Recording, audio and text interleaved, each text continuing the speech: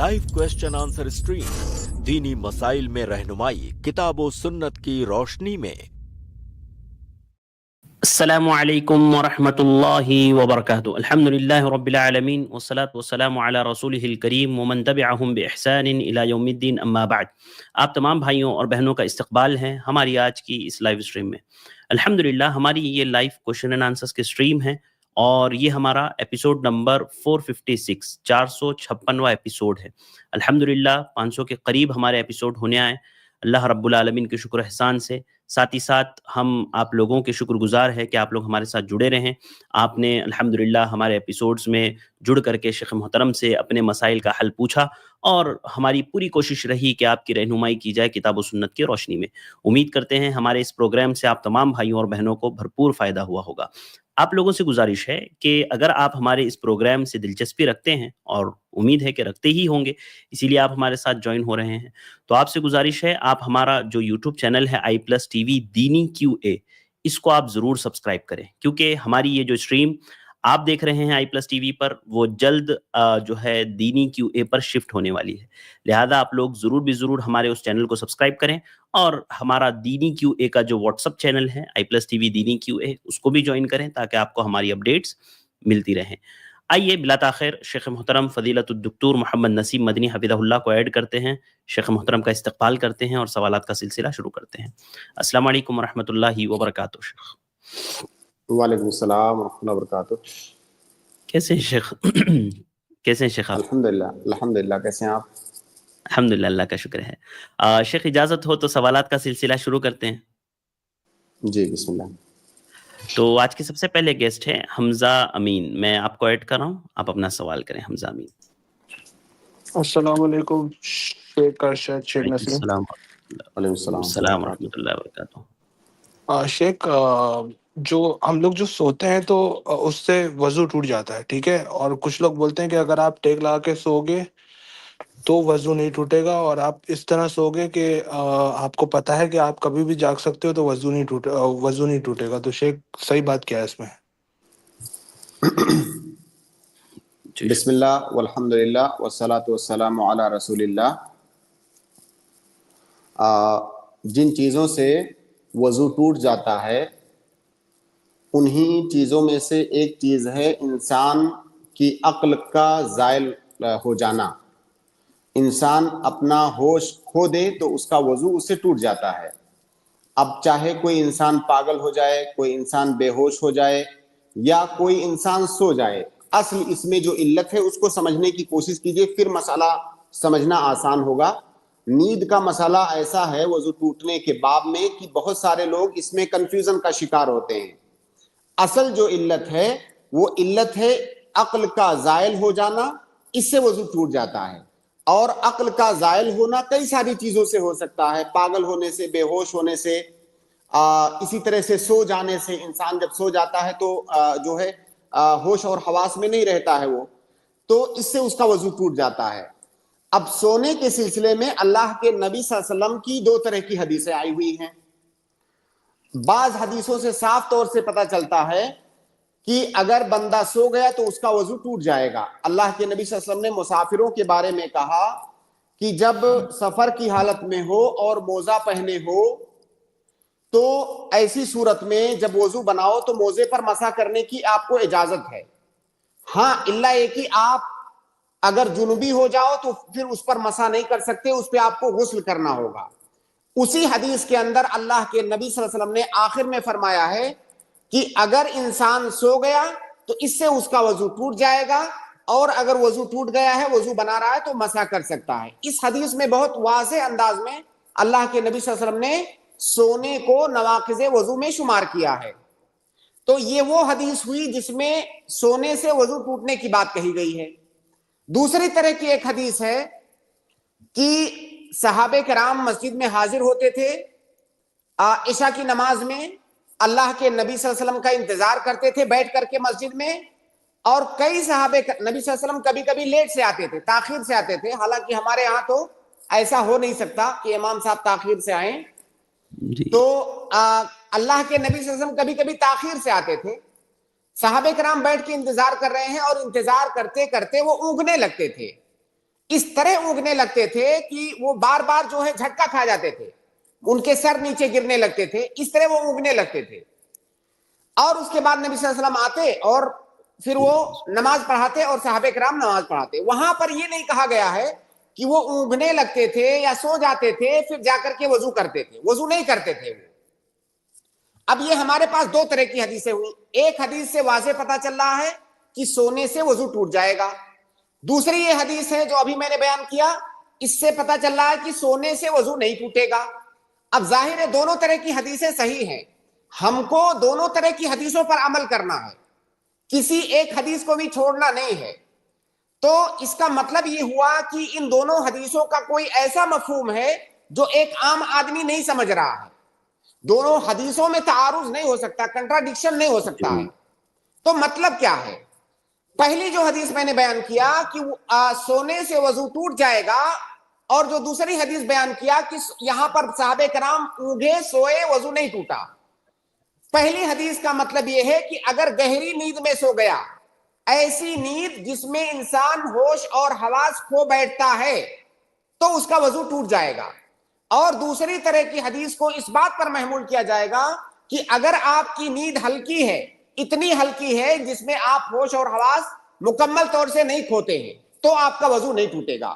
لہٰذا سونے کے بارے میں یہی معیار ہے, یہی ضابطہ ہے کہ اگر آپ کی نیند گہری ہے, اتنی گہری کہ جس میں آپ کو ہوش نہیں رہتا ہے, تو آپ کا وضو ٹوٹ جائے گا. اور اگر ہلکی سی نیند آئی ہے, اونگ صرف آئی ہے, تو اس سے آپ کا وضو نہیں ٹوٹے گا. باقی اس سلسلے میں بہت سارے اقوال ہیں فقہا کے, ان اقوال میں آپ جائیں گے تو آخر میں شاید کسی نتیجے پر نہ پہنچ پائیں. جیسے بعض لوگ کہتے ہیں کھڑے ہو کر کے سوئے تو وضو نہیں ٹوٹے گا, بعض لوگ کہتے ہیں بیٹھ کر کے سوئے اور فلاں طرح سے سوئے تو وضو نہیں ٹوٹے گا, بعض لوگ کہتے ہیں کہ اگر رکوع کی حالت میں سوئے, سجدے کی حالت میں سوئے وضو ٹوٹ جائے گا. الگ الگ طرح کے اقوال ہیں, اور ظاہر ہے ان فقہا نے ان دونوں حدیثوں کو سمجھنے کی کوشش کی ہے, سب نے اجتہاد کیا ہے اور سب کا مقصد حق بات تک پہنچنا ہے. لیکن صحیح بات یہ ہے کہ ان دونوں حدیثوں کا مفہوم یہ ہے کہ اگر گہری نیند ہے, ہوش انسان کھو بیٹھا, تو اس کا وضو ٹوٹ جائے گا, اگر ہوش نہیں کھویا تو اس کا وضو نہیں ٹوٹے گا. ہم اس کو ترجیح کیوں دے رہے ہیں, اس معنی کو, اس مفہوم کو؟ اس کی وجہ یہ ہے کہ شروع میں نے بتایا کہ وضو ٹوٹنے کی اصل علت ہے انسان کا کہ عقل کا زائل ہو جانا. جب وہ گہری نیند سوتا ہے تو اس کی عقل زائل ہو جاتی ہے, ہوش نہیں رہتا ہے اس کو. اور جب ہلکی نیند سوتا ہے یا صرف اونگتا ہے تو اس کی عقل مکمل طور سے زائل نہیں ہوتی ہے, وہ ہوش میں ہوتا ہے, اس کے ساتھ کیا ہو رہا ہے اس کو خبر ہوتی ہے. تو لہٰذا اصل جو علت ہے وہ عقل کا زائل ہونا, جو کہ گہری نیند سے عقل ختم ہو جاتی ہے, انسان ہوش کھو بیٹھتا ہے, اور ہلکی نیند سے ایسا نہیں ہوتا ہے. لہٰذا یہی ضابطہ ہے نیند سے وضو ٹوٹنے کا. جی بہت شکریہ شیخ. جی حمزہ, اگر ہم لوگ جیسے کرسی پہ سوتے ہیں یا ہماری آنکھ لگ جاتی ہے اور کبھی کبھار 1 گھنٹہ بھی ہو جاتا ہے, تو اگر کوئی آواز آتی ہے تو فوراً اٹھ جاتے ہیں, اور لیٹے ہوئے ایسا نہیں ہوتا. تو ہم لوگ کیا مان کے چلیں کہ اگر کرسی پہ بیٹھے ہوئے آپ اس طرح سے اور آپ سو گئے تو پھر وضو نہیں ٹوٹ سکتا آپ کا؟ یہ جو آپ نے معیار بتایا, یہ معیار مکمل معیار نہیں ہے. ایسے لوگ ہوتے ہیں کتنی بھی گہری نیند میں سوئے ہوئے ہوں, بستر پر, آرام دہ بستر پر سوئے ہوں, ہلکی سی آواز پر ان کی نیند کھل جاتی ہے. اور ایسے بھی لوگ ہوتے ہیں جو کرسی پر بیٹھ کر کے سوئے ہوئے ہیں, چاہے جتنا شور شرابہ ہو, وہ اسٹیشن پر سو جاتے ہیں, ایئرپورٹ پر سو جاتے ہیں, کرسی پر بیٹھے بیٹھے ان کی نیند نہیں کھلے گی. تو یہ ضابطہ نہیں ہے کہ ہماری نیند کرسی پر کھل جاتی ہے اور بستر پر نہیں کھلتی ہے, یہ ضابطہ نہیں ہے. اصل ضابطہ یہ ہے کہ آپ کی نیند کیسی ہے. اگر وہ گہری نیند ہے, حالانکہ گہری نیند میں بھی اگر کسی آپ زور سے آواز کرو تو بہت سارے لوگ جاگ جائیں گے, بہت سارے لوگ نہیں جاگیں گے. تو اصل معیار یہ ہے کہ جب آپ سوئے, آپ کو پتا ہے میں کیسی نیند سویا تھا, جی میرے ساتھ جو ہوا ہے کیا وہ مجھے یاد ہے اس نیند کی حالت میں یا نہیں. اگر نہیں یاد ہے تو گہری نیند ہے وہ. جی حمزہ بن شیخ, اب شیخ فرق کرنا تھوڑا سا مشکل نہیں ہو گیا شیخ؟ کیونکہ کبھی تو کبھار اگر جہاں پر آپ کو فرق کرنا مشکل ہو رہا ہو نا, وہاں وضو کر لیجئے آپ. جی جہاں آپ فرق نہ کر پا رہے ہوں وہاں وضو کر لیجئے. جیسے مان لیجئے میں ابھی کرسی پر بیٹھا ہوا ہوں, خاموش بیٹھا ہوں, کوئی کام نہیں ہے, پتہ چلا تھوڑا سا ہلکی سی مجھے اونگ آ رہی ہے, لیکن وہ نیند نہیں ہے, اونگ آ رہی ہے, سستی ہو رہی ہے, اور چند سیکنڈ کے لیے ایسے لگا کہ میں سو گیا, حالانکہ میں سویا نہیں ہوں. اس کو گہری نیند نہیں کہیں گے. لیکن کئی سارے لوگ کرسی پر بیٹھے بیٹھے پوری نیند پوری کر لیتے ہیں, دیتے ہیں تو وہ بالکل. گہری نیند ہے. جی ٹھیک ہے جی شیخ, جی شیخ, بہت بہت شکریہ شیخ, جزاک اللہ خیر, جزاک بارک اللہ اللہ, خیر. بہت شکریہ. اس کے بعد میں اگلے گیسٹ یوسف ابراہیم کو ایڈ کر رہا ہوں, آپ اپنا سوال کریں. یوسف ابراہیم. السلام علیکم شیخ. وعلیکم السلام ورحمۃ اللہ وبرکاتہ. شیخ میرا سوال ہے کہ جب ہم لوگ قیام میں ہوتے ہیں تو کوئی شخص آگے سے گزرتا ہے تو اس کے لیے ہم لوگ کیا کریں گے؟ کچھ اسے روکنا ہے یا نہیں ہے؟ اور قیام میں ہو اور تشہد میں ہو, یہ دونوں میں کیا الگ الگ ہے کیا؟ دیکھیے, نماز جب انسان تنہا نماز پڑھ رہا ہوتا ہے, جماعت میں نہیں ہوتا ہے, تو یا تو وہ سامنے سترہ رکھ کر کے نماز پڑھے گا, جو کہ مستحب ہے. سامنے سترہ رکھنا منفرد کے لیے یہ مستحب ہے. تو یا تو وہ سترہ رکھ کر کے نماز پڑھے گا, اس مستحب حکم پر عمل کرے گا, یا تو وہ سترہ نہیں رکھ کر کے نماز پڑھے گا, بغیر سترے کے نماز پڑھے گا. تو اس کی دو حالتیں ہو گئی. اب اگر وہ سترہ رکھ کر کے نماز پڑھ رہا ہے تو سترہ کہاں رکھے گا؟ اس کا سنت طریقہ یہ ہے کہ جہاں پر وہ سجدہ کر رہا ہے, سجدے سے آگے تقریباً آپ پہلے کی 1.5 بالش یا 2 بالش چھوڑ کر کے وہ سترہ رکھے گا.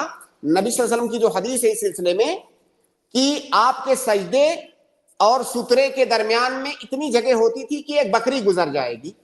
ظاہر ہے بکری گزرنے کے لیے 1-1.5 فٹ جگہ چاہیے زیادہ سے زیادہ, تو آپ سجدے کے درمیان اور سترے کے درمیان اتنی جگہ چھوڑ کر کے سترہ رکھیں. اگر کوئی انسان سترہ رکھ کر کے نماز پڑھ رہا ہے تو کسی دوسرے انسان کے لیے جائز نہیں ہے کہ اس کے اور اس کے سترے کے درمیان سے گزرے. اگر کوئی اس کے اور اس کے سترے کے درمیان سے گزر رہا ہے تو نمازی کو چاہیے کہ اسے ہاتھ سے روکے. اگر وہ نہیں رک رہا ہے تو زبردستی اس کو روکے گا. حدیث میں فلیقاتل ہے, فلیقاتل کا یہاں مطلب کوئی یہ نہ سمجھے کہ اس کو قتل کرنے لگے گا, اس کو زبردستی یعنی طاقت کے ذریعے سے اس کو روکے گا. اب اگر کوئی اچھا مسلمان ہے, سمجھدار ہے, تو ہلکے سے اشارے سے بھی وہ رک جائے گا, جو کہ اسے رک جانا چاہیے. اگر وہ غلطی سے گزرنے لگا ہے اور نمازی نے اس کو ہاتھ کے اشارے سے روکا تو اسے فوراً پلٹ جانا چاہیے. تو نمازی کے اوپر واجب ہے کہ اس کو ہاتھ کے اشارے سے روکے. اگر نہیں رک رہا ہے تو زبردستی قوت کے ذریعے سے اس کو روکے. لیکن کب روکے گا؟ جب اس کے اور اس کے سترہ کے درمیان سے گزر رہا ہے. لیکن اگر سترہ کے پیچھے سے گزر رہا ہے تو بالکل گزر سکتا ہے, اس کا حق ہے. اگر آپ نماز پڑھ رہے ہیں تو اس کا مطلب یہ نہیں کہ پورے مسجد پر آپ کا کنٹرول ہے. جتنی جگہ میں آپ نے سترہ رکھا ہوا ہے اس جگہ سے نہیں گزر سکتا کوئی. سترے کے پیچھے سے گزر رہا ہے تو گزرنے دیجئے, کوئی حرج کی بات نہیں ہے. تو یہ تو مسئلہ ہوا کہ اگر کوئی سترہ رکھ کر کے نماز پڑھ رہا ہے تو اسے کیا کرنا چاہیے گزرنے والے کے ساتھ, اور گزرنے والے کو کیا کرنا چاہیے. اگر کوئی آدمی سترہ رکھ کر کے نماز نہیں پڑھ رہا ہے, ایسی صورت میں گزرنے والے کو کیا کرنا چاہیے اور جو نمازی ہے اسے کیا کرنا چاہیے. جو گزرنے والا ہے اسے چاہیے کہ اس نمازی کے سجدے کی جو جگہ ہے اتنی جگہ چھوڑ کر کے اس کے پیچھے سے گزرے. جہاں پہ وہ سجدہ کر رہا ہے وہاں تک وہ نہ گزرے, اس کے پیچھے سے گزرے. اگر وہ اس کے پیچھے سے گزر رہا ہے تو اس کے لیے گزرنا جائز ہے, اور اگر وہ اس کے سجدے کی جگہ پر یا اس کے اندر سے گزر رہا ہے تو اس کے لیے گزرنا جائز نہیں ہے.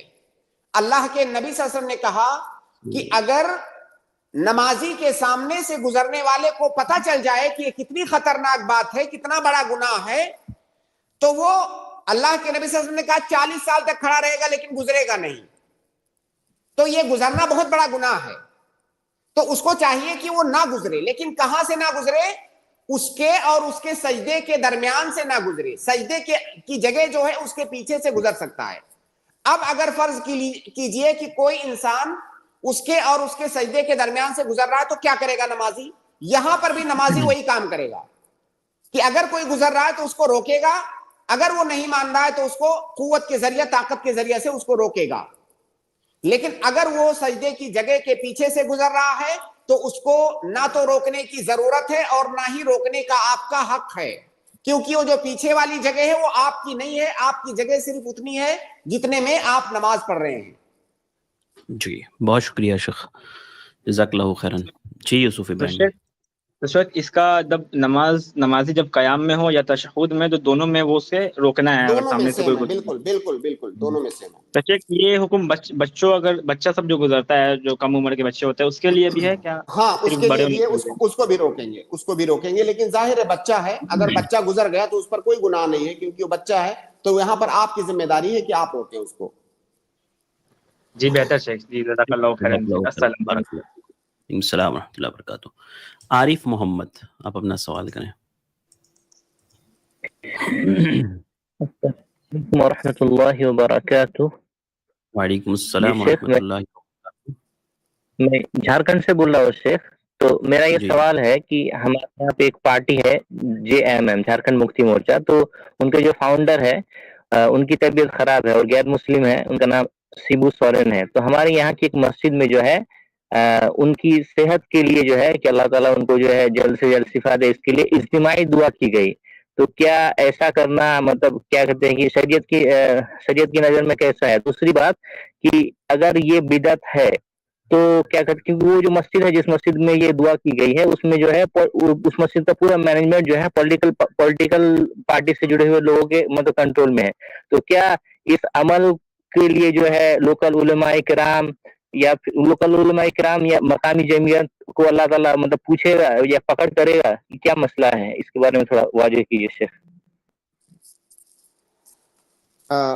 سوال کے جواب پر آنے سے پہلے میں آپ سے گزارش کروں گا اور تمام لوگوں سے, اگر آپ نام لے کر کے سوال نہ بھی کرتے تب بھی آپ کو صحیح جواب ملتا, آپ کو وہی جواب ملتا. آپ نام نہ بھی لیتے سیاسی پارٹی کا, اس سیاسی شخص کا, آپ سوال ایسے کرتے کہ کوئی غیر مسلم بیمار ہے, اس کے لیے مسجد میں اجتماعی دعا کی گئی, کیا ایسا کرنا صحیح ہے یا نہیں. آپ ایسے کرتے, آپ کے سوال کا جواب مل جاتا. تو کوشش یہ کریں, آپ کو یہ سارے نام کی تفصیلات, فلاں سیاسی پارٹی ہے, یہ سب کہنے کی ضرورت نہیں ہے, کیونکہ ہم جو ہے یہاں پر دین کے احکامات بتانا ہمارا مقصود ہے. سیاسی مسائل میں الجھنا یہ ہمارا بالکل بھی مقصد نہیں ہے. ہمارا جو ہے اس اسٹریم میں عمومی طور سے دین کے مسائل بتانا ہمارا مقصد ہے. بہرحال دو مسئلے ہیں یہاں پر. پہلا مسئلہ یہ ہے کہ کیا کسی غیر مسلم کے لیے کوئی مسلمان دعا کر سکتا ہے یا نہیں کر سکتا ہے. کسی غیر مسلم کے لیے مسلمان دعا کر سکتا ہے یا نہیں کر سکتا, یہ پہلا مسئلہ. اس مسئلے کا جواب یہ ہے کہ غیر مسلم کے لیے دعا تین طرح کی ہو سکتی ہے. پہلی دعا تو یہ ہے کہ اللہ رب العالمین اس غیر مسلم کو ہدایت دے, اسلام کی ہدایت دے. یہ دعا کرنا چاہیے ہم کو. اگر آپ یہ دعا کرتے ہیں تو انشاءاللہ آپ کو اس پر اجر ملے گا, اور یہ چیز ہم سے مطلوب ہے کیونکہ ہمارا مقصد انسانیت کی فلاح اور بہبودی ہے. اگر کوئی غلط راستے پر جا رہا ہے, ہم کو معلوم ہے کہ اسے نقصان ہوگا آخرت میں, ہم اس کی فلاح کے لیے, اس کی کامیابی کے لیے دعا کر رہے ہیں کہ اللہ تعالیٰ اس کو دنیا میں ہدایت دے تاکہ اس کی آخرت سنور جائے, تو ہم اس کی ہدایت کے لیے دعا کریں گے. تو دعا کی پہلی قسم کیا ہوئی کہ اس کی ہدایت کے لیے دعا کرنا. اللہ کے نبی صلی اللہ علیہ وسلم نے کیا. اللہ کے نبی صلی اللہ علیہ وسلم کے بارے میں معروف ہے وہ حدیث, آپ نے دعا کیا کہ اللہ تعالیٰ یا تو جو ہے عمر یا ابو جہل دونوں میں سے کوئی اسلام لے آئے, اسلام کو تائید حاصل ہو اس سے. اسی طرح سے اور موقعوں پر اللہ کے نبی صلی اللہ علیہ وسلم دعا کرتے تھے لوگوں کے لیے تاکہ اللہ تعالیٰ ان کو ہدایت دے. تو ہدایت کی دعا ہم کو کرنا چاہیے. یہ دعا کی ایک قسم ہوئی. دعا کی دوسری قسم ہے کہ ان کے دنیاوی فوائد کے لیے دعا کرنا, کہ دنیا میں ان کو کوئی فائدہ ملے. جیسے وہ پریشان حال ہے تو ان کی پریشانی دور ہو جائے, رزق میں تنگی ہے اللہ تعالیٰ اس کو رزق دے, وہ بیمار ہے اللہ تعالیٰ اس کو شفا دے. یہ تمام چیزوں کا تعلق دنیاوی امور سے.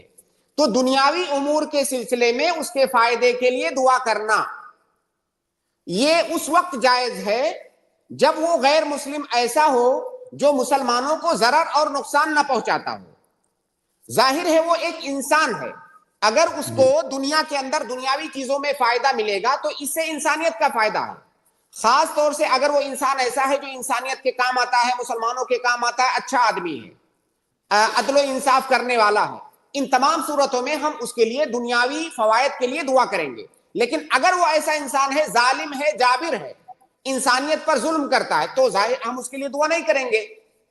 تو اگر وہ انسانیت کے لیے, مسلمانوں کے لیے اور سماج اور معاشرے کے لیے مفید ہے تو اس کے دنیاوی فوائد کے لیے ہم دعا کریں گے. جیسے کہ وہ بیمار ہے, اللہ تعالیٰ تو اس کو شفا دے دے. یہ دعا کی دوسری قسم ہوئی. دعا کی تیسری قسم ہے اس کی مغفرت کے لیے دعا کرنا, کہ اللہ تعالیٰ تو اس کی مغفرت فرما. اس کی مغفرت کے لیے دعا کرنا یہ جائز نہیں ہے, کیونکہ وہ مغفرت کا اہل ہی نہیں ہے, وہ مغفرت کا مستحق نہیں ہے, کیونکہ وہ اسلام نہیں لایا ہے, ایمان نہیں لایا ہے. انسان کی مغفرت کے لیے, اس کی کامیابی اور اس کے نجات کے لیے اسلام اور ایمان یہ بنیادی شرط ہے, جو کہ اس کے پاس نہیں ہے. اللہ کے نبی صلی اللہ علیہ وسلم کو اللہ تعالیٰ نے منع کیا خصوصی طور سے کہ ان کی مغفرت کے لیے آپ دعا نہیں کر سکتے, تو ان کی مغفرت کے لیے دعا نہیں کی جا سکتی. یہ دعا کی 3 قسمیں ہیں اور یہ تفصیلات ہیں. دوسرا سوال یا دوسرا مسئلہ آپ کے سوال میں یہ ہے کہ مسجد کے اندر اجتماعی دعا کرنا. اگر ہم تھوڑی دیر کے لیے مان لیں کہ وہ جس کے بارے میں بھی آپ نے سوال کیا ہے وہ کوئی اچھا آدمی ہے, عدل و انصاف کرنے والا ہے, لوگوں کو اور سماج اور معاشرے کو فائدہ پہنچانے والا شخص ہے, تو اس کی شفا یابی کے لیے, اس کے صحت کے لیے دعا کرنا جائز ہے, جیسا کہ میں نے ابھی بتایا. لیکن کیا یہ دعا مسجد کے اندر اجتماعی طور سے ہوگی؟ نہیں. اجتماعی طور سے دعا کرنا یہ ایک خاص صفت ہے, اس کے لیے خاص دلیل چاہیے. ہر انسان اپنی دعا کرے, لیکن اجتماعی طور سے دعا کرنے کے لیے خصوصی طور سے دلیل چاہیے. اور جس مناسبت کا آپ ذکر کر رہے ہیں یہاں پر اجتماعی دعا کرنے کی کوئی دلیل نہیں ہے. جی بہت شکریہ شیخ. اس میں انہوں نے آخری بات یہ پوچھی تھی شیخ کہ اس کا اگر ہو رہا ہے تو کیا علماء سے پوچھا جائے گا؟ دیکھیں, یہ کام کرنے سے پہلے ظاہر ہے جیسے ابھی آپ نے پوچھا اس طرح سے آپ کے ہاں بھی علماء ہوں گے, ان سے مشورہ کیجئے کہ ایسا ایسا ہم کرنا چاہتے ہیں تو کیا ہمارے لیے کرنا جائز ہے. پھر علماء کے مشورے کے بعد ہی کریں گے نا. جب کوئی دنیاوی مسئلہ ہوتا ہے میں نے یہ پوچھا کہ اگر یہ عمل ہو گیا ہے تو کیا اس کے لیے اللہ سبحانہ وتعالیٰ جو لوکل علماء ہیں ان کی پکڑ کریں گے یا ان سے پوچھ تاچھ کریں گے؟ اچھا یہ بتائیے کہ میں نے اگر بتا دیا کہ پکڑ ہوگی یا نہیں ہوگی, اس سے آپ کا کیا فائدہ ہوگا؟ اصل سوال مین آپ کا یہی ہے کہ وہاں کے علماء کی پکڑ کروانی ہے آپ کو. بھائی میں نے بتا دیا کہ یہ غلط کام ہے, اب وہ غلط کام جو بھی کرے گا وہ گنہگار ہوگا. آپ یہ کیوں کہ وہاں کے علماء کی پکڑ ہوگی کہ نہیں؟ اصل ہمارے یہاں پرابلم یہی ہے کہ وہ فلاش. اب وہ سنیے میرے بھائی میں بھی اسی سماج میں رہتا ہوں, میں بھی اسی سماج میں رہتا ہوں. آپ پھر کیا آپ جا کے ان کو بتائیں گے کہ تمہاری پکڑ ہونے والی ہے؟ میں نے بتایا غلط ہے یہ. اگر جو بعض طریقے غلط ہیں, بعض طریقے صحیح ہیں, کوئی غلط طریقے پر عمل کر رہا ہے, آپ اس کو بتائیے کہ وہ طریقہ غلط ہے, یا آپ اس کو یہ جا کے بتانا چاہتے ہیں بھائی تم نے ایسا کیا ہے, تمہاری پکڑ ہونے والی ہے, ہوشیار ہو جاؤ.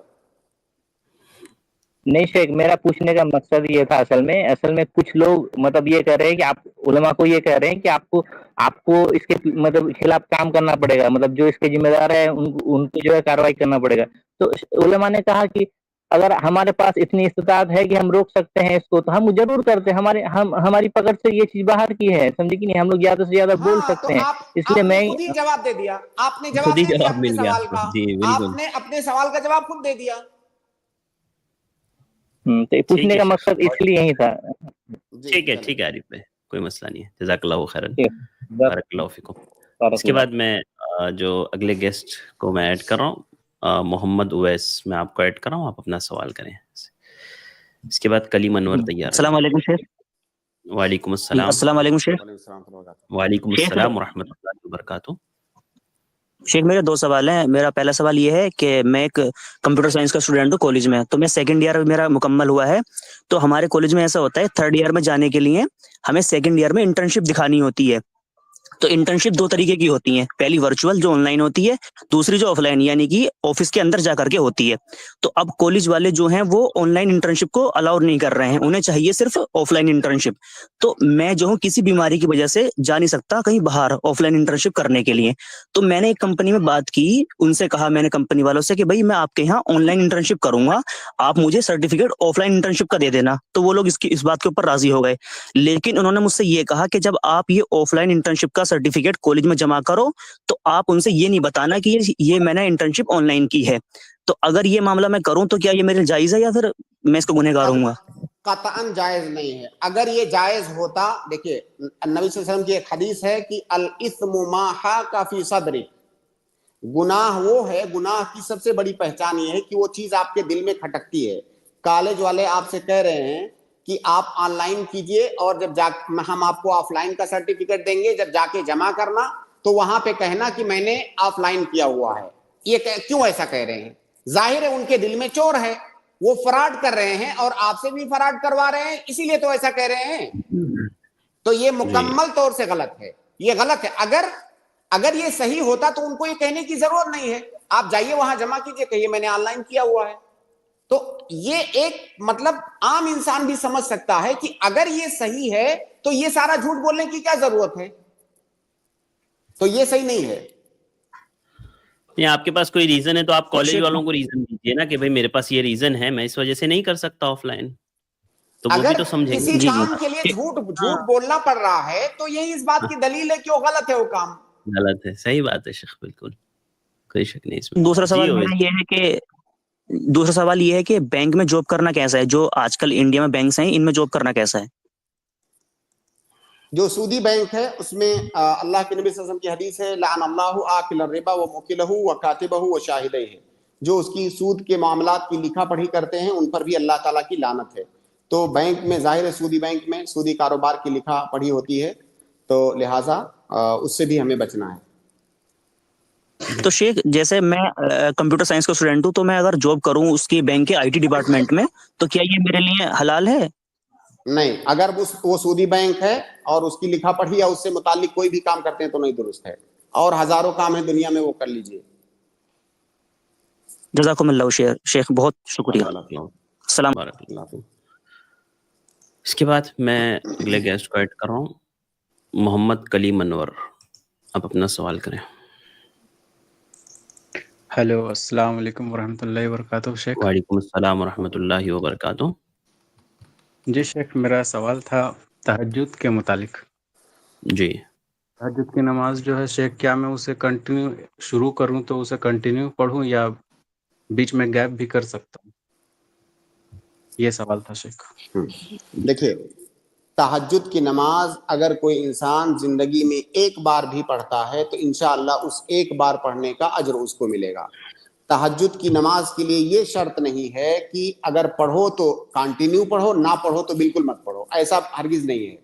جب آپ کو توفیق ہو, جب بھی میسر ہو, جب بھی آپ اپنے اندر نشاط اور جو ہے ایکٹیونیس فیل کرو تو آپ اٹھ کر کے پڑھو, انشاءاللہ اس کا اجر آپ کو ملے گا. تو یہ کئی دفعہ شیطان یہ وسوسہ ڈالتا ہے کہ جب میں کنٹینیو کر ہی نہیں سکتا تو چلو ایک بار بھی پڑھنے کا کیا فائدہ ہے, ہم نہیں پڑھیں گے. بھائی جب آپ کو توفیق ملے تب آپ پڑھیے, اور جب نہیں آپ پڑھ سکے کسی وجہ سے کوئی مسئلہ نہیں ہے. تو شیخ میں اسے ایک ایک دن چھوڑ کے پڑھنا چاہتا ہوں, تو کیا اس طرح سے میں کر بالکل سکتا پڑھ ہوں؟ سکتے ہیں, بالکل کر سکتے ہیں, بالکل کوئی حرج کی بات نہیں ہے. جی شکریہ شیخ. ایک اور سوال ہے کسی سے, ایک چھوٹا سا سوال ہے کسی سے. شیخ کیا ہے کہ میں چیئر پہ بیٹھ کے نماز پڑھتا ہوں, پیر تھوڑا چھوٹا ہے تو سجدہ نہیں کر پاتا ہوں, اٹھ بیٹھ نہیں کر پاتا ہوں. تو زیادہ تو قریب اللہ سے اگر آدمی ہوتا ہے تو سجدے ہی کے حالت میں ہوتا ہے, تو میں سجدہ تو زمین پہ نہیں کر پاتا ہوں, بیٹھ کے چیئر پہ پڑھتا ہوں تو بیٹھے بیٹھے ہی سجدہ کرتا ہوں. تو کیا مجھے زیادہ دیر اگر میں اسی حالت میں کروں تو وہ ثواب ملے گا جو زمین پہ سجدہ کرنے کا جو ثواب ہے؟ بھائی اللہ تعالیٰ آپ کے معاملات کو آسان فرمائے, اور جو بھی پریشانی آپ کو اللہ تعالیٰ اس کو دور کرے. یہ آپ ایک دو باتیں کلیئر کیجئے. پہلی بات تو یہ ہے کہ پیر چھوٹا بڑا ہونے کی وجہ سے کیا آپ کھڑے نہیں ہو سکتے ہیں سیدھا؟ جی شیخ. نہیں ہو سکتے، مطلب کسی صورت میں نہیں ہو سکتے، ایکسیڈنٹ ہوا تھا تو کھڑا نہیں ہو سکتا ہوں. مطلب نہیں کھڑے ہو سکتے. بالکل ٹھیک ہے. اب جی، جب آپ کھڑے نہیں ہو سکتے، آپ چلتے پھرتے ہیں کہ نہیں؟ بیساکھی سے چلتا ہوں شیخ. اچھا، بیساکھی سے چلتے ہیں. اللہ تعالیٰ آسان کرے، اور یہ جو آمین. پریشانی ہے آپ کو، اللہ تعالیٰ اس پر اجر دے آپ کو، اور آپ کے گناہوں کا کفارہ بنائے. آپ اس پر صبر آمین. کیجئے، کبھی بھی مایوسی محسوس کرنے کی ضرورت نہیں ہے. اللہ تعالیٰ کی طرف سے آزمائش ہے، اور اس پر اجر ملے گا اگر آپ صبر کریں گے. تو آپ کھڑے نہیں ہو سکتے، ایسی صورت میں آپ بیٹھ کر کے نماز پڑھیے. اب اگر چیئر پر بیٹھنا آپ کے لیے آسان ہو تو چیئر پر بیٹھیے، اور اگر اس سے زیادہ آسان آپ کو زمین پر بیٹھنا لگتا ہو تو آپ زمین پر بھی بیٹھ کر کے نماز پڑھ سکتے ہیں. اور بیٹھنے کی کیفیت میں بھی آپ کو اختیار ہے، جو کیفیت آپ کو زیادہ آسان لگتی ہو بیٹھنے میں، اس کیفیت میں آپ بیٹھیے. اب جب آپ بیٹھ کر کے، اب دیکھیے کھڑے تو ہو نہیں سکتے، تو گویا کہ کھڑے ہونا آپ سے ساقط ہو گیا. نبی صلی اللہ علیہ وسلم کی حدیث ہے کہ صلی قائما فإن لم تستطع فقاعدا، کہ کھڑے ہو کر کے نماز پڑھو. اگر کھڑے ہو کر نماز نہیں پڑھ سکتے تو بیٹھ کر کے نماز پڑھو. تو کھڑے آپ ہو نہیں سکتے، اب گویا آپ کو بیٹھ کر کے نماز پڑھنے کی اجازت ہے شریعت کی جانب سے. اور یہ جو کھڑے ہونے کا اجر ہے، وہ اجر آپ کو ملے گا، کیونکہ آپ ایسا نہیں ہے کہ اپنی مرضی سے نہیں کھڑے ہو رہے ہیں. آپ جی کھڑے ہو ہی نہیں سکتے، آپ کے پاس عذر ہے. تو جب آپ کے پاس عذر ہے، تو جیسے کوئی انسان کھڑے ہو کر کے نماز پڑھنے والے کو اجر ملے گا، اسی طرح سے آپ کو بھی اجر ملے گا، کیونکہ آپ کے پاس عذر ہے. تو آپ بیٹھ کر کے نماز پڑھیے. اب اس کے بعد مسئلہ رہا رکوع کا اور سجدے کا. تو اگر آپ چیئر پر بیٹھتے ہیں تو آپ رکوع کیسے کرتے ہیں؟ جھک سکتے ہیں تھوڑا سا؟ جی جی شیخ، جھک کر کرتا ہوں رکوع سجدہ. ہاں ٹھیک ہے. تو ظاہر ہے شاید آپ زمین پر بھی نہیں بیٹھ کر کے سجدہ نہیں کر سکتے ہوں گے، جو اصلی کیفیت ہے سجدہ کرنے کی وہ شاید آپ نہیں کر سکتے ہوں گے. تو آپ جو ہے بیٹھے بیٹھے کرسی پر بیٹھے بیٹھے رکوع کیجئے اور سجدہ کیجئے. دونوں کے درمیان فرق ایسے کیجئے کہ جب آپ رکوع کیجئے تو تھوڑا سا کم جھکیے، جب سجدے میں جائیے تو تھوڑا سا زیادہ جھکیے. اس طرح سے دونوں کے درمیان فرق ہو جائے گا کہ یہ سجدہ ہے اور یہ رکوع ہے. اب یہاں پہ آپ کا جو شاید مین سوال ہے کہ سجدے میں بندہ اللہ تعالیٰ کے بہت قریب ہوتا ہے، سجدے میں دعائیں بھی زیادہ قبول ہوتی ہیں. اب آپ اصلی حالت میں سجدہ کر نہیں پا رہے ہیں، تو لہٰذا آپ کے دماغ میں یہ وسوسہ آ رہا ہے کہ سجدے کی وہ جو فضیلت ہے، کہیں ایسا تو نہیں کہ مجھے وہ فضیلت نہیں مل رہی ہے، میں اللہ تعالیٰ سے قریب نہیں ہو پا رہا ہوں. بالکل نہیں، یہ وسوسہ ہے آپ کا. آپ جو سجدہ کر رہے ہیں کرسی پر بیٹھ کر کے، یہ اسی طرح کا سجدہ ہے جو ہم زمین پر ماتھا ٹیک کر کے کرتے ہیں. جیسے ہم زمین پر ماتھا ٹیک کر کے ایک عام انسان سجدہ کرتا ہے اور اللہ تعالیٰ کے بہت قریب ہوتا ہے، اسی طرح سے کرسی پر بیٹھے بیٹھے جو سجدہ آپ کرتے ہیں، اس سجدے کا بھی وہی حکم ہے. تو لہٰذا یہ خیال اپنے دماغ میں مت لائیں کہ آپ کا جو سجدہ ہے وہ دوسرے لوگوں کے سجدے سے کم ہے. دوسرے لوگوں کے سجدے سے کم نہیں، اسی کے برابر ہے. بہت شکریہ شیخ. جی کلیم انور بھائی. تو میں زیادہ دیر تک اسی حالت میں بھی رہ سکتا ہوں تو وہی ثواب ہے شیخ؟ وہ یہ آپ کے اختیار میں ہے، لمبا سجدہ کرنا یا مختصر کرنا یہ آپ کے اختیار میں ہے، آپ جیسے چاہیں ویسے کریں. جی شیخ.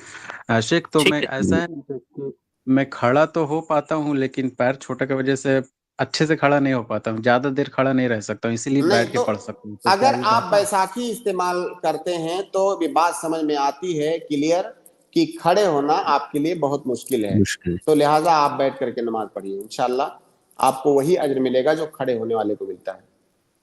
جی شیخ، ٹھیک ہے کلیم بھائی، جزاک اللہ خیرا، بارک اللہ فیکم بھائی. اس کے بعد میں اگلے گیسٹ کو ایڈ کر رہا ہوں. ارمان، آپ اپنا سوال کریں. السلام علیکم. وعلیکم السلام ورحمۃ اللہ وبرکاتہ. ایک میں نے آپ کی ویڈیو دیکھی تھی انشورنس کے اوپر، ہیلتھ انشورنس کی، کہ وہ کسی بھی کیس میں جائز نہیں ہے. تو لیکن جیسے اگر کسی سے ڈسکشن ہوا تھا میرا، تو وہ یہ بول رہے تھے کہ اگر مطلب ڈیتھ پہ بات آ گئی کہ وہ کینسر ہو گیا انہیں، پھر لاسٹ مومنٹ پہ پھر ہم پچھتائیں گے کہ انشورنس لے لیتے اس سے اچھا. تو ایسے مومنٹ پہ کیا اسلام اسے الاؤ کرتا ہے انشورنس؟ یہ بعد میں پچھتانے سے اچھا پہلے لے لیا جائے. جی اصل دیکھیے شیخ، مسئلہ یہ ہے جی کہ جتنے لوگ دین کو بیان کرنے والے ہیں اس سے زیادہ لوگ دین کے اندر شبہ پیدا کرنے والے ہیں، اور پبلک کو اسی طرح سے جس کو لاجک کا نام دیتے ہیں، اسی طرح کے لاجک سے پبلک کو کے اندر شبہ ڈالتے ہیں ان کے دماغوں میں۔ میرے بھائی اگر تھوڑی سی میں تفصیل کروں اس میں، آپ یہ جان لیں کہ انشورنس کے اندر جوا بھی ہوتا ہے، انشورنس کے اندر سود بھی ہوتا ہے، انشورنس کے اندر غرر اور جہالت بھی ہوتی ہے۔ یہ تینوں چیزیں اس کے اندر جمع ہیں، اور ان تینوں چیزوں میں سے کوئی ایک چیز بھی ہوتی تو انشورنس یہ ناجائز ہوتا، اگر ایک بھی ہوتی تب بھی انشورنس ناجائز ہوتا، جبکہ اس کے اندر تینوں چیزیں ہیں۔ تینوں چیزیں کیسے ہیں اس کو بھی تھوڑا سمجھ لیں۔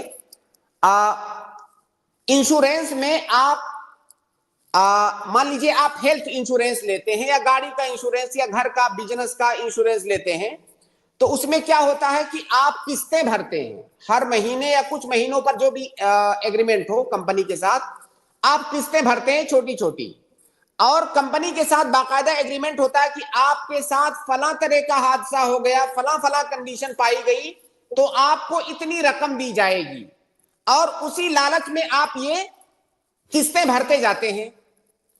کبھی ایسا ہو سکتا ہے کہ پوری زندگی آپ قسطیں بھرتے رہیں اور وہ حادثہ آپ کے ساتھ ہوا ہی نہیں۔ آپ نے کس لالچ میں قسط بھرا تھا کہ مجھ کو 1 کروڑ کا انشورنس ملے گا، پوری زندگی آپ کے ساتھ وہ حادثہ نہیں ہوا، جتنی قسطیں آپ نے بھری تھی سب گئی، کچھ نہیں ملے گا آپ کو۔ کبھی ایسا ہو سکتا ہے کہ ابھی 2-4 قسطیں آپ نے بھرا تھا 10-5 ہزار کا، اور آپ کو انشورنس میں 1 کروڑ روپے مل گیا۔ تو دونوں چیزیں ہو سکتی ہیں اور ہوتی ہیں۔ جوا میں یہی ہوتا ہے کہ آپ کسی ایسے معاملے میں داخل ہو جو جس کو معاملت مخاطرہ کہا جاتا ہے، اور مخاطرہ اس معاملے کو کہتے ہیں کہ ایسے معاملے میں داخل ہو آپ کو یہ پتہ نہ ہو کہ آپ غانم ہو کر کے نکلیں گے کہ غارم، یعنی نفع اٹھا کر نکلیں گے کہ نقصان اٹھا کر کے۔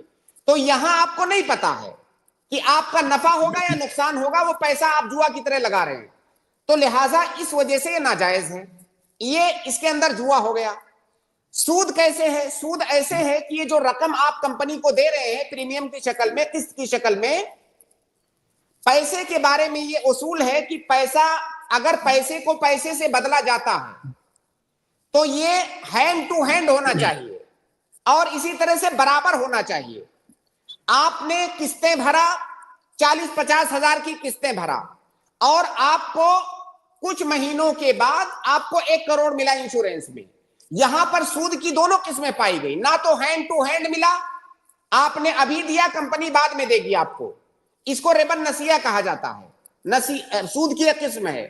اسی طرح سے آپ نے 50 ہزار بھرا، آپ کو 1 کروڑ مل گیا، یہ ربا الفضل ہے، جتنا آپ نے دیا اس سے زیادہ آپ کو ملا۔ تو یہ اس طرح سے سود کی دونوں قسمیں اس کے اندر پائی گئی، اور اسی طرح اس کے اندر غرر اور جہالت ہے۔ غرر اور جہالت کا مطلب پورا معاملہ مجہول ہے، کچھ پتہ نہیں ہے کیا ہوگا آگے، تو اس کے اندر حرمت کے 3 اسباب پائے جا رہے ہیں، اس لیے لہذا انشورنس لینا جائز نہیں ہے۔ اب یہ ارمان بھائی ایڈ کر لیجئے۔ میں وہیں پر آ رہا ہوں جہاں پہ آپ کا سوال ہے، لیکن یہ جو بنیادی باتیں میں نے بتائی ہیں یہ جاننا آپ کے لیے ضروری ہے، تبھی آگے کی بات سمجھ میں آئے گی۔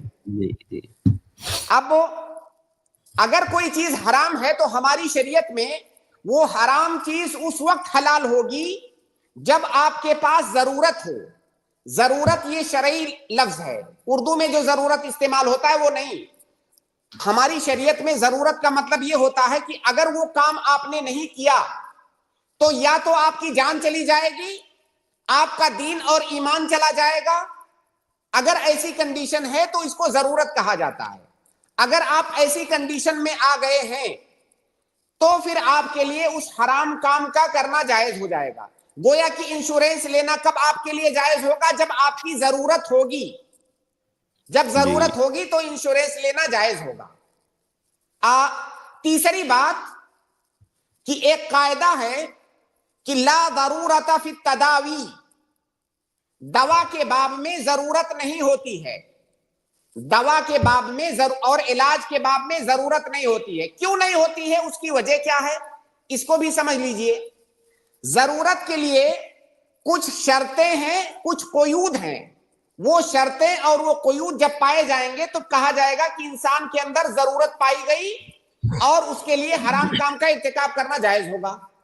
پہلی شرط یہ ہے کہ وہ جو ضرورت جس کو آپ کہہ رہے ہیں وہ واقع ہو. واقع ہو مطلب اس وقت وہ چیز موجود ہے, ایسا نہیں کہ مستقبل میں ہو سکتا ہے. وہمی نہ ہو کہ مستقبل میں ہو سکتا ہے, وہ چیز ابھی واقع ہو تب اس کو ضرورت کہیں گے.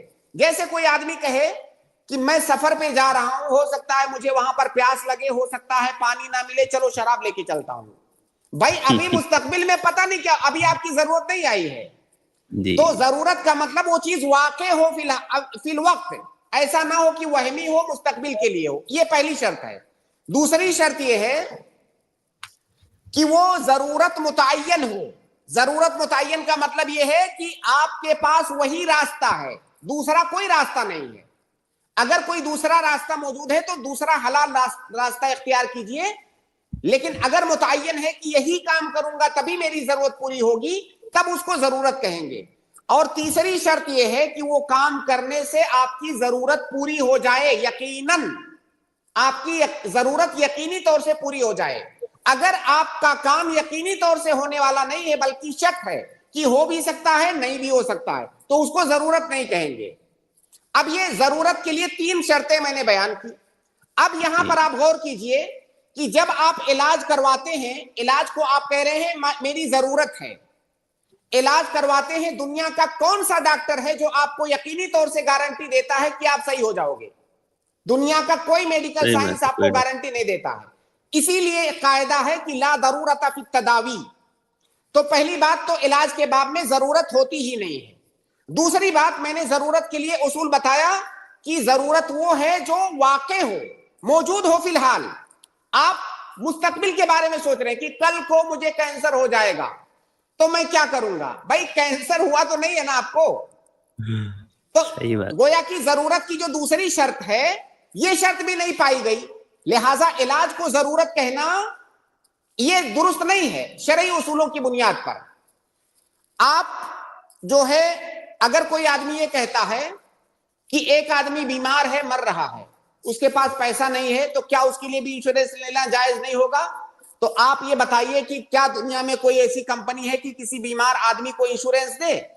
بیمار آدمی کو کوئی کمپنی انشورنس نہیں دیتی ہے. صحت مند آدمی کو کمپنیاں انشورنس دیتی ہیں. تو اگر آپ بیمار ہو گئے ہیں تب تو کہہ سکتے ہیں کہ میں پریشان ہوں, لیکن ابھی آپ بیمار نہیں ہوئے تو گویا کہ وہ ضرورت واقع ہوئی ہی نہیں ہے. اور اگر واقع ہو بھی جائے تو آپ کا اس علاج سے صحیح ہونا یہ یقینی نہیں ہے. اسی لیے کہا جاتا ہے کہ لا ضرورت فی التداوی, دوا کے باب میں ضرورت ہے ہی نہیں.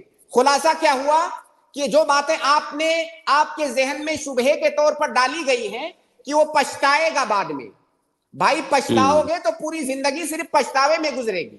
ایسی سینکڑوں چیزیں ہوتی ہیں جن کے بارے میں آپ سوچتے ہو کہ کاش کہ ایسا نہیں کیا ہوتا تو ایسا ہو جاتا, تو پھر آپ بیٹھ کر کے پوری زندگی پچھتاتے رہیے. اللہ تعالیٰ نے جو مقدر کیا تھا وہ ہوا, اس پر راضی ہو جائیے. تو لہٰذا دوا کے لیے انشورنس لینا یہ جائز نہیں ہے. بالکل. اور یہ عقلی طور پر بھی یہ دلیل بالکل بھوکس ہے شیخ. اب آپ اگر مان بھی لے کہ چلو وہ کہہ رہا ہے کہ بھئی مستقبل میں پچھتاؤ گے, تو آپ کس کا کون سا انشورنس لوگے؟ چلو 50 لاکھ کا آپ نے لے لیا, ضرورت پڑ گئی 1 کروڑ کی, آگے آپ یہ سوچ سکتے ہیں نا بھئی ضرورت پڑ گئی 2 کروڑ کی, تب بھی تو آپ کو افسوس ہی کرنا ہوگا. تو مطلب عقلی اعتبار سے بھی یہ دلیل بالکل بوکس ہے ایک دم کہ انسان فیوچر کا سوچے. جی ارمان بھائی. لیکن یہ جو ہے اس میں مطلب آپشن کیا ہے؟ کیونکہ علاج بہت مہنگا ہے. جیسے خدا نخواستہ کوئی بڑی بیماری ہو گئی, سرکاری میں بہت مہینوں تک نمبر آتے ہیں, پرائیویٹ میں بہت زیادہ مہنگا ہے, کوئی افورڈ نہیں کر سکتا. میں مان لیجیے بتا رہا ہوں اس کا حل جی بتا جی رہا ارمان ہوں. بھائی, آپ سفر کرتے ہیں فلائٹ میں, ٹرین میں اور کار میں, تو کیا ایکسیڈنٹ ہو سکتا ہے کہ نہیں؟ ہو سکتا ہے جی. ابھی دیکھیے نا کتنا دردناک حادثہ ہو گیا یہاں پہ احمد آباد میں. کیا ان لوگوں کو پتا تھا کہ ایسا ہو جائے گا؟ لیکن ہو تو سکتا ہے, آئے دن ہوتے رہتے ہیں, ہم دیکھتے رہتے ہیں. تو آپ ایسا کیجئے کہ گھر میں بیٹھے رہیے, سفر مت کیجئے, کیونکہ ایکسیڈنٹ تو ہو سکتا ہے. بتائیے مطلب کیا انسانی عقل یہ بات مان سکتی ہے؟ نہیں مان سکتا. نہیں مان سکتی. بیماری اور شفا یہ سب اللہ رب العالمین کی جانب سے ہے. تو اب ایک مستقبل میں ایک چیز ہو نہ جائے اس کے لیے حرام کام کریں. اللہ رب العالمین بیمار کرے گا, وہی شفا دینے والا ہے. اگر ہمارے پاس استطاعت نہیں ہوگی, اللہ رب العالمین چاہے گا تو ایسے شفا دے گا. اللہ تعالیٰ کوئی طریقہ پیدا کرے گا. اگر آپ حرام کام کو اللہ کے لیے چھوڑ رہے ہیں تو انشاءاللہ اللہ رب العالمین شفا دے گا. اس دنیا میں کروڑوں مسلمان ایسے ہیں جو ہیلتھ انشورنس نہیں لیتے ہیں. آپ بتائیے ان کا کیا ہوتا ہے؟ وہ کتنے لوگ بیمار ہوتے ہیں, اللہ رب العالمین ان کے لیے سبیل پیدا کرتا ہے.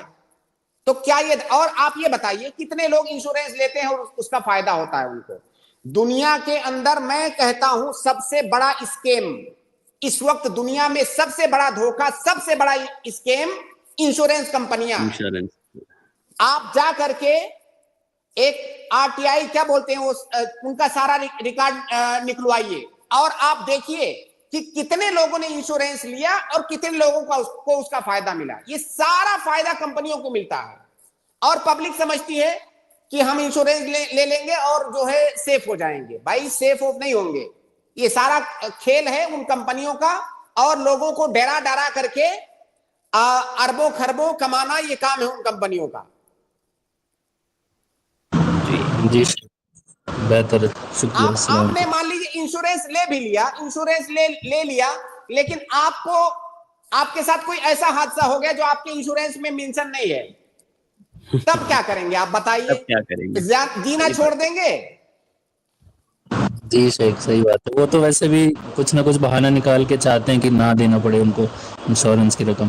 ہاں, کتنے لوگوں کو نہیں کتنے لوگ کلیم نہیں کر پاتے ہیں بھائی, کورٹ کے چکر کاٹتے رہتے ہیں. تو میں اس وقت جو میرے نزدیک میں جو دیکھتا ہوں سب سے بڑا اسکیم یہ انشورنس کمپنیاں ہیں. جی جی جی شیخ شکریہ. بہت شکریہ, جزاک اللہ خیرن ارمان بھائی.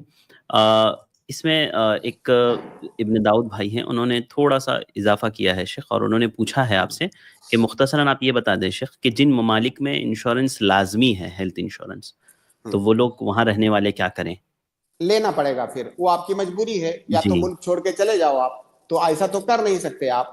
جیسے ہمارے یہاں گاڑیوں پر انشورنس لینا لازمی ہے, بغیر انشورنس لیے آپ گاڑی روڈ پہ نہیں نکال سکتے, تو وہاں پہ آپ کی مجبوری ہے. جی جی, تو فائدہ اس سے اٹھا سکتے ہیں شیخ؟ ہاں, پھر سوال یہ آئے گا, مان لیجئے کسی انسان نے گاڑی کا انشورنس لیا, اجباری ہے ملک میں کہ آپ کو لینا ہی ہوگا. اس نے انشورنس لیا, انشورنس کے لیے اس نے 10,000 روپیہ جمع کیا, 10,000 والا انشورنس لیا. اب مستقبل میں اس کے ساتھ حادثہ ہو گیا گاڑی کے ساتھ, اب اس کو 10 لاکھ ملا. اس نے جمع کتنا کیا تھا؟ اس نے کیا تھا 10,000 روپیہ, اس کو 10 لاکھ ملا.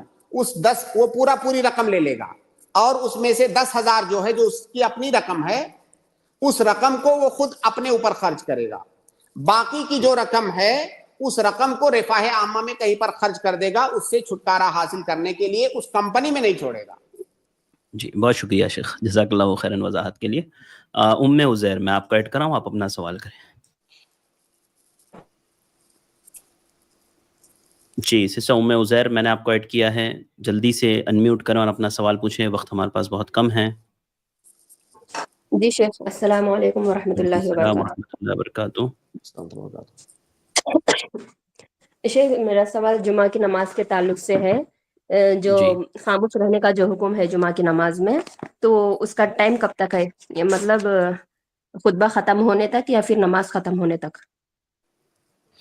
کیا میں سمجھ نہیں سکا. خاموش جمعہ میں جو خاموش رہنے کا حکم ہے شیخ, تو وہ کب تک ہے؟ ختم ہونے تک, خطبہ ختم ہونے تک, خطبہ ختم ہونے تک. جی اچھا شیخ, ایک اور سوال. اگر کسی نے نماز ظہر نہیں پڑھی اور اسے وہ بھول گئے اور عصر کی نماز پڑھ لیا, اور عصر کی نماز میں اسے یاد آیا کہ اس نے ظہر نہیں پڑھی, تو کیا وہ اس عصر کی نماز کو ظہر کی نیت کر کے بنا سکتا ہے ظہر, یا پھر عصر پڑھنا پڑے گا اس کو؟ اس کو کب یاد آیا؟ جب وہ عصر پڑھ رہا تھا اس دوران میں یاد آیا؟ ہاں نماز کی حالت میں. نماز کی حالت میں یاد آیا, ہاں, وہاں پہ وہ نیت نہیں چینج کرے گا. وہاں پہ عصر کی نماز وہ کمپلیٹ کر لے گا, اور جب عصر کی نماز کمپلیٹ کرنے کے بعد پھر ظہر کی نماز پڑھے گا. اگر اسے یاد رہتا تو ہم کہتے کہ پہلے ظہر پڑھو پھر عصر پڑھو, لیکن وہ چونکہ بھول چکا ہے, عصر کی نماز شروع کر چکا ہے, اس لیے وہ وہاں پر نیت نہیں بدلے گا, وہ عصر کی نماز کمپلیٹ کر کے پھر ظہر کی نماز پڑھے گا. یہاں پہ آپ ایک اصولی بات یاد رکھیں کہ نماز کے دوران نیت بدل کر کے ایک نماز کو دوسری نماز بنانا کیسا ہے. اس کی کئی شکلیں ہیں. ایک شکل یہ ہے کہ تغییر النیہ من معین الی معین, معین سے معین کی نیت بدلنا. جیسے کوئی آدمی ظہر پڑھ رہا ہے, یہ بھی متعین ہے, عصر ہے وہ بھی متعین ہے, تو ظہر سے عصر کی نیت نہیں کر سکتا, عصر سے ظہر کی نیت ایک متعین نماز سے دوسرے متعین نماز میں نہیں جا سکتا. دوسری شکل ہے تغییر النیہ من مطلق الی متعین. مطلق, جیسے کوئی آدمی نفل مطلق پڑھ رہا ہے, نفل مطلق پڑھ رہا ہے, اور اس بیچ میں اس کو یاد آیا کہ ابھی تو میں نے ظہر کی نماز نہیں پڑھا ہوں, چلو اس کو ظہر بنا لیتا ہوں. نہیں بنا سکتا, مطلق سے متعین کی نیت تبدیل نہیں کر سکتا. یہ دوسری شکل ہے. تیسری شکل ہے کہ متعین سے مطلق کی طرف نیت تبدیل کرنا. جیسے کوئی آدمی ظہر کی نماز پڑھ رہا ہے, اسے یاد آیا کہ ظہر کی نماز تو میں پہلے ہی پڑھ چکا ہوں, اب وہ نیت بدل لے گا کہ میں اس کو نفلی بنا رہا ہوں. تو یہ تین شکلیں ہیں جواز اور عدم جواز کے اعتبار سے. تو آپ کا سوال جو یہ ہے متعین کو متعین سے بدلنا, یہ جائز نہیں ہے. جی. اور شیخ اسی طرح جو تحت الوضو جو پڑھی جاتی ہے, تو کیا مکروہ اوقات میں بھی پڑھ سکتے ہیں گھر پر؟ جی بالکل. تحیت الوضو جو ہے, وضو کرنا ایک سبب ہے نماز پڑھنے کے لیے. تو جتنی بھی سببی نمازیں ہیں وہ مکروہ اوقات میں, ممنوع اوقات میں بھی پڑھی جا سکتی ہیں. جی ٹھیک ہے, جزاک اللہ خیر شیخ. جزاک اللہ خیرن, بارک اللہ فیکم. رضی الدین کتب, اپنا سوال کریں. السلام علیکم شیخ. وعلیکم السلام ورحمۃ اللہ وبرکاتہ. رمضان سے کوشش کر رہا ہوں, ابھی آج موقع مل گیا مجھے کہ ایسا وقت ہے, یہ عشاء کے وقت رہتا نا, تو اس میں جو ہے عشاء کی نماز کو جا کے آنے کے بعد میں جو ہے خالی بیک سٹیج پہ رہ گیا میں. تو شیخ میرا ایک ہی سوال ہے, ایک مہربانی, میری پشتانی جائیداد میں 28 ایکڑ زمین ہے, ہم 2 بھائی 1 بہن ہے, تو کتنی ایکڑ زمین کس کو جائیں گی, ذرا یہ اگر بتا دیے تو مہربانی. بہن کو کتنا دینا پڑے گا, ہم کتنا دیں گے؟ آپ کے والد صاحب کی وفات ہوئی ہے؟ جی ہو گئی وفات. اور یہ جائیداد جی انہیں کی تھی. تو یہ بتائیے, پہلے والد کی وفات ہوئی یا پہلے والدہ کی وفات ہوئی؟ پہلے والدہ کی ہوئی, پھر والد صاحب کی ہوئی. اچھا, پہلے والدہ 15 دن کا وقفہ ہے. جی 15 دن کے بعد میں میرے والد کا انتقال ہوا. جی ہاں, تو ظاہر ہے والدہ کی وفات جب پہلے ہو گئی تو ان کو کچھ بھی نہیں ملے گا. میں اسی لیے پوچھ رہا تھا کہ کیونکہ اگر آپ کی والدہ باحیات ہوتی والد کے وفات کے وقت, تو ان کا حصہ بھی بنتا. تو اب گویا کہ آپ کے والد کے وفات کے وقت آپ بھائی بہن لوگ صرف زندہ ہیں. تو کتنے بھائی ہیں, کتنی بہنیں ہیں؟ 2 بھائی 1 بہن. 2 بھائی 1 بہن. جائیداد کو, پوری جائیداد کو 5 حصوں میں تقسیم کیجئے, چاہے زمین ہو یا کوئی روپیہ پیسہ ہو یا کوئی بھی, جو بھی جائیداد آپ کے والد صاحب کی تھی, سب کو 5 حصوں 5 ٹکڑوں میں تقسیم کیجئے. 2 حصہ دونوں بھائی لے لے اور 1 حصہ بہن لے لے. جی تو اب وہی کتنی زمین کس کے حصے میں آئیں گی شیخ, جو ہے آپ ذرا وہ اس کی وضاحت کر دیے تو مہربانی. کتنے ایکڑ ہے بتائیے؟ 28 فی الوقت 28 ہے ویسے تو. جی 100 ایکڑ ہے, لیکن 28 فی الوقت جو ہے ہم نکال سکے اس میں سے, لیکن جو ہے ایسا جو ہے تھوڑی زمین نکال رہے ہیں. قریب جو ہے 1200 ایکڑ ہے زمین. ٹھیک ہے. 28 کو آپ جو ہے 5 میں تقسیم کیجئے, دیکھیے کتنا آتا ہے. 5.6 ایک حصہ آتا ہے. 5.6 ایک حصہ آتا ہے. ہاں, بہن کو 5.6 ایکڑ دے دیجئے. ٹھیک ہے. اب اس کے بعد جو بچے گا وہ آدھا دونوں بھائی لیں گے. 11.2 2 بھائی لے لیں گے. جی شیخ اور ایک جو ہے گزارش تھی, میں بہت دنوں سے انتظار میں ہوں, اس لیے جو ہے میرے کو اجازت دیجیے اور ایک سوال کر دوں.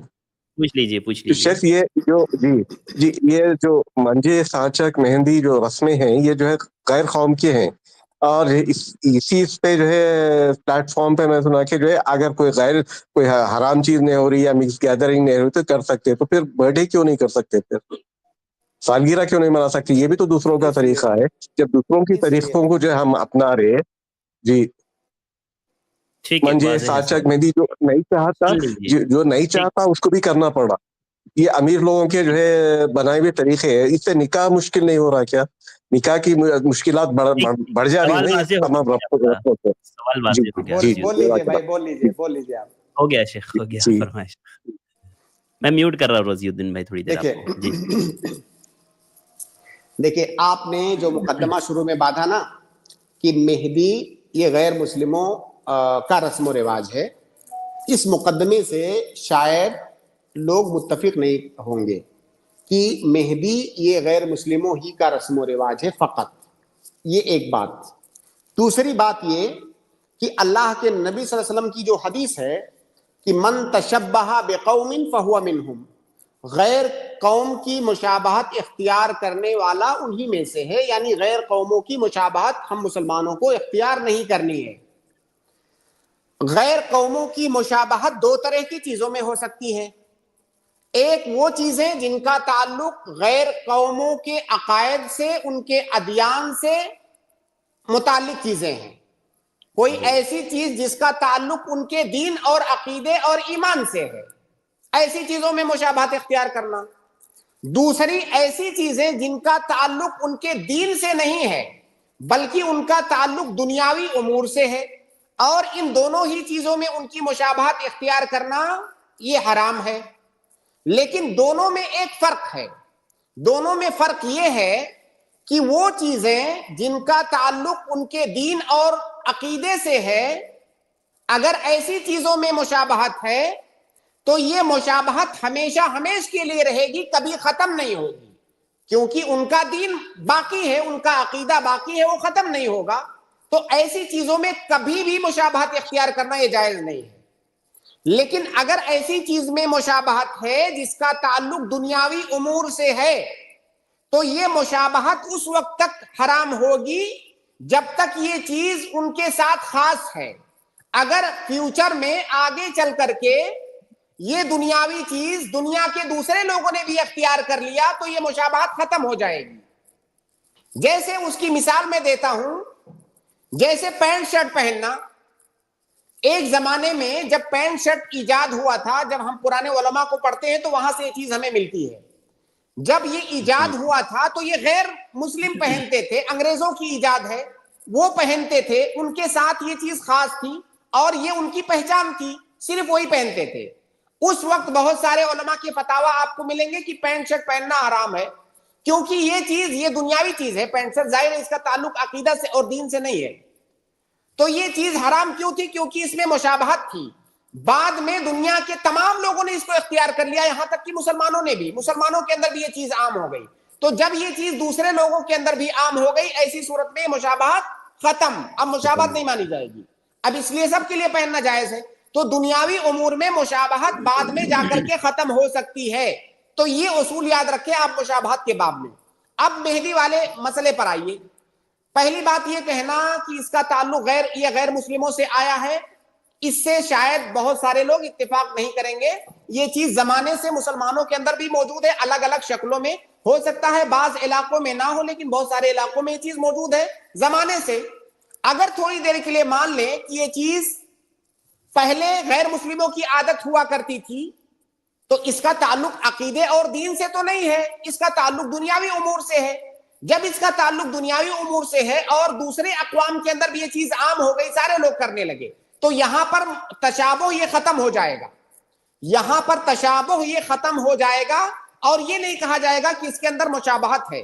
اب یہ چیز اسی وقت حرام ہوگی جب اس کو کرنے کا طریقہ حرام ہوگا. جیسے مان لیجئے مہندی کی رسم کی جا رہی ہے، اس میں مرد و زن کا اختلاط ہو رہا ہے، حرام چیزوں کا ارتکاب ہو رہا ہے، تو ہم کہیں گے کہ حرام ہے. لیکن اگر وہ ایسے طریقے سے کی جائے کہ اس میں کسی حرام کام کا ارتکاب نہ کیا جائے تو یہ کہنا کہ اس میں مشابہت ہے یہ غلط ہے. اس میں مشابہت نہیں ہے. یہ حرام اس صورت میں ہو سکتی ہے جب اس کے اندر کئی دوسری حرام چیزیں داخل کر دی جائیں. تب آپ نے برتھ ڈے کی مثال دیا. برتھ ڈے کا تعلق دنیاوی امور سے نہیں ہے. یہ چیز ہم دیکھیں گے کہ اصلاً یہ چیز آئی کہاں سے. یہ چیز آئی ہے نصرانیوں سے. نصرانیوں نے عیسیٰ علیہ السلام کا برتھ ڈے منانا شروع کیا. پہلے عیسیٰ علیہ السلام کا برتھ ڈے منایا, اس کے بعد پھر وہ آپس میں اپنا برتھ ڈے بھی منانے لگے. تو گویا کہ اس کی اصل لوٹتی ہے ان کے دین اور عقیدے کی طرف. لہٰذا اس کے اندر تشابہ یہ ختم نہیں ہوگا, یہ تشابہ ہمیشہ باقی رہے گا. تو دونوں مسئلوں کے درمیان یہ فرق ہے. جی بہت شکریہ شیخ. جی رضی الدین صاحب ایک منٹ.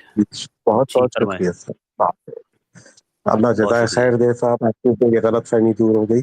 ایک گزارش تھی, اگر ایسا کوئی ہم وہ کالنگ کا جو سسٹم نہیں شروع کر سکتے تھے کاسٹ بیسس پہ, جیسا اگر کوئی مسائل پوچھنا چاہ رہا ہے تو اس کا جو ایک فیس فکس کر کے جو ہے آپ اپنی سہولت سے جو ہے فیس فکس کرنے کا مطلب یہ ہے جی, اس میں بغیر فیس کے ہم نے یہ سہولت رکھی ہے. ہمارا ہیلپ لائن نمبر نیچے شو ہو رہا ہے 9588888826. آپ اس پر کال کر سکتے ہیں یا واٹس ایپ بھی کر سکتے ہیں. اگر کال پر جواب نہ مل پائے تو واٹس ایپ کر دیجیے گا, آپ کو جواب مل جائے گا انشاءاللہ. فری آف کاسٹ ہے. جزاک اللہ خیرن, بارک اللہ فیکم. بہت شکریہ شیخ محترم وقت دینے کے لیے. تو آج کی اسٹریم کو ہم لوگ یہیں ختم کرتے ہیں. انشاءاللہ کل کی اسٹریم میں ملاقات ہوگی. جزاک اللہ خیرن. السلام علیکم ورحمۃ اللہ وبرکاتہ. اس کے بعد میں اپنے تمام بھائیوں اور بہنوں کا شکر گزار ہوں. الحمدللہ آپ لوگ جڑے رہیں, آپ نے سوالات کیے اور الحمدللہ کافی اچھے انداز میں اور جو ہے بہترین جوابات آپ لوگوں کو ملے ہوں گے. اللہ تعالیٰ شیخ محترم کی عمر میں علم میں اضافہ فرمائے, آمین. آپ تمام لوگوں سے گزارش ہے کہ آپ ہمارے یوٹیوب پر جو ہمارا چینل ہے i+TV دینی QA, اس کو ضرور سبسکرائب کریں. ساتھ ہی ساتھ ہمارے دینی QA کے واٹس ایپ گروپ کو بھی, واٹس ایپ چینل کو بھی ضرور جوائن کریں. آج کے لیے بس اتنا ہی. مجھے دیجیے اجازت. السلام علیکم ورحمۃ اللہ وبرکاتہ. السلام علیکم ورحمۃ اللہ وبرکاتہ. i+TV پر الحمدللہ 140 سے زیادہ علماء اکرام کے پروگرامز, 16,000 سے زیادہ دینی ویڈیوز, ہر ہفتے 35 سے زیادہ علمی اور دعوتی لائیو سٹریمز, اردو, انگلش اور بنگلہ زبانوں میں کام. i+TV mobile app, smart T V app اور i+ ریڈیو پر 24 گھنٹے لائیو پروگرامز, 40 سے زیادہ سوشل میڈیا ایپس پر daily video upload, 13 YouTube channels. الحمدللہ تجربے کار علم والے علماء, اسلام کی صحیح تعلیمات لوگوں تک پہنچانا اور دین کی دفاع. اس کام کو آپ کو ضرور سپورٹ کرنا چاہیے. جزاک اللہ خیر. والسلام علیکم ورحمۃ اللہ. Support i+TV. ڈونیشن دینے کے لیے 9588888826 پر کال کریں.